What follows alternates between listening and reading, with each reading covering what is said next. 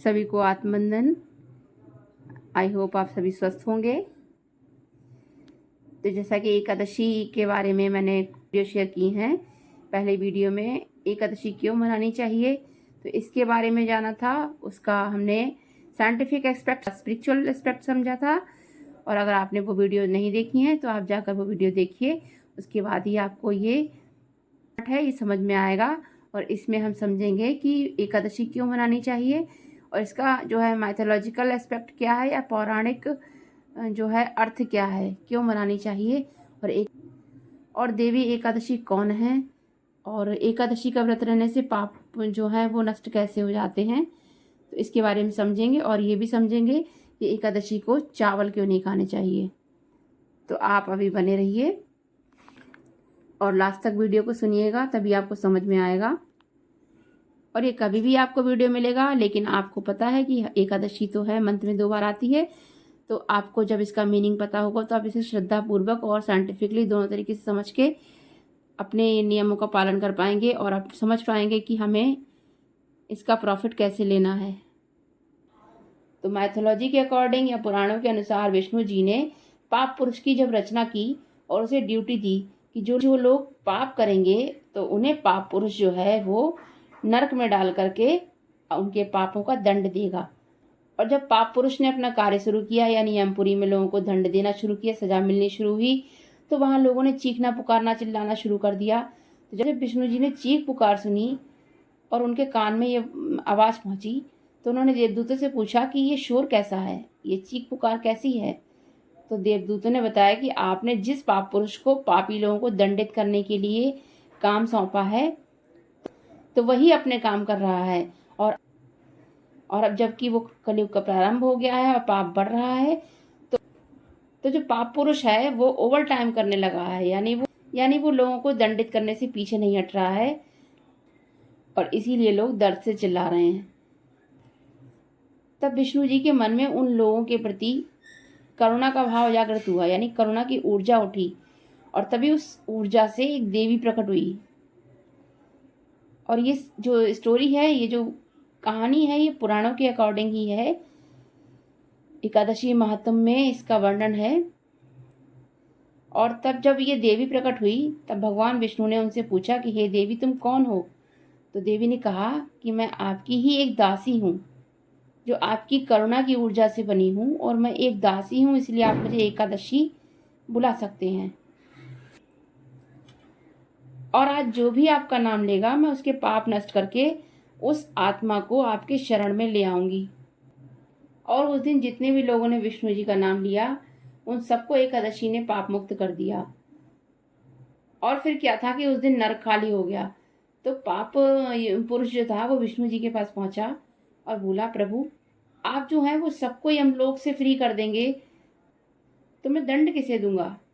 तो विष्णु जी ने कहा कि एकादशी के दिन ही है जो मुक्त करेगा सबको, कि एकादशी का दिन ही होगा जब लोग मेरा नाम लेंगे या एकादशी का व्रत रखेंगे तो उन्हें पापों से मुक्ति मिलेगी। और तुम जो हो वो तामसिक और मानसिक असंतुलन पैदा करने वाले अन्न में रहना, क्योंकि जो लोग एकादशी के दिन इस तरीके का भोजन करेंगे जो कि तामसी होगा या मानसिक असंतुलन या बहुत ज़्यादा तीव्र इच्छा को बढ़ाने वाला भोजन होगा, उसको जब खाएंगे तो उनके अंदर क्रोध, लोभ, मोह, लालच, वासना बढ़ेगी। और उन लोगों को उस दिन वो पाप भी लगेंगे जो उन्होंने नहीं किए होंगे और फिर वही तुम्हारा शिकार बनेंगे। तो तुम जाओ ऐसे लोगों को ढूंढना कि जो एकादशी के दिन व्रत ना हो या तामसी भोजन करते हो या गलत संगत में पड़े हो, तो वही तुम्हारे नरक में आएंगे। इसके अलावा जो एकादशी का व्रत करते होंगे या मेरा ध्यान करते होंगे वो पाप से मुक्त हो जाएंगे। और इस तरीके से ये एक पौराणिक कहानी है जिसमें बताया गया है कि एकादशी का व्रत जो है पाप मुक्त करता है। और इसकी दूसरी पौराणिक कथा कुछ ऐसी है कि एक बार विष्णु जी का जो है युद्ध वो मूल नाम के राक्षस के साथ बरसों तक चला। और ये सिर्फ भगवान की लीला थी कि वह मूल को पराजित नहीं कर पा रहे थे। और वो इसलिए नहीं हरा पा रहे थे क्योंकि धरती पर रहने वाले जो लोग थे वो अपनी पूजा जब विष्णु जी को देते थे तो वो उस पूजा की शक्ति जो थी वो मूल राक्षस चुरा लेता था। तो विष्णु जी के को जो है वो एक उपाय सूझा कि ये राक्षस जो है धरती से आने वाली पवित्र ऊर्जा से अपनी शक्ति प्राप्त कर रहा है, और अगर मैं निद्रा में चला जाऊं तो धरतीवासी भी जो है मुझे मुझे मेरी पूजा करना छोड़ देंगे या मेरी पूजा रोक देंगे, और ये मूल जो है वो शक्तिहीन हो जाएगा, और तभी मैं इसका वध कर दूंगा। और मूड को पराजित ना कर पाना सिर्फ भगवान की एक लीला थी। वो चाहे तो उस राक्षस को तुरंत मार सकते थे, लेकिन उन्होंने ऐसा नहीं किया और युद्ध को विराम दे करके वो निद्रा लेने चले गए। तभी उनकी ऊर्जा से एक देवी प्रकट हुई और उसने मूड का वध कर दिया। तो विष्णु जी ने पूछा कि तुम कौन हो देवी, जिसे मैं नहीं मार पाया उसे तुमने मार दिया। और वो देवी बोली कि मैं आपकी ही एक दासी हूँ, यानी और आप मुझे एकादशी बुला सकते हैं, और मैं आप ही की दिव्य ऊर्जा से प्रकट हुई हूँ। तो विष्णु जी ने कहा कि मैं निद्रा में जा रहा हूँ और आज मेरी ऊर्जा से तुम प्रकट हुई हो, तो आज के दिन को ये जगत जो है वो देवशयनी एकादशी के नाम से जानेगा। और जो भी एकादशी के दिन मेरा उपवास रखेगा या एकादशी का उपवास रखेगा, उसके सारे पाप जो हैं वो नष्ट हो जाएंगे। दूसरी भाषा में कहूँ तो माइंड बॉडी सोल में जो टॉक्सिन्स हैं वो रिलीज हो जाएंगे। फिर भगवान ने पूछा कि जिसे मैं नहीं ताड़ सका उन लोगों को तुमने इतनी जल्दी कैसे ताड़ दिया। तो एकादशी ने कहा क्योंकि मैं आपकी करुणा की ऊर्जा से बनी हूँ, इसीलिए ये संभव हो पाया। जो एकादशी के दिन व्रत रखेंगे या आपका नाम लेंगे उनके पाप मैं नष्ट कर देती हूँ।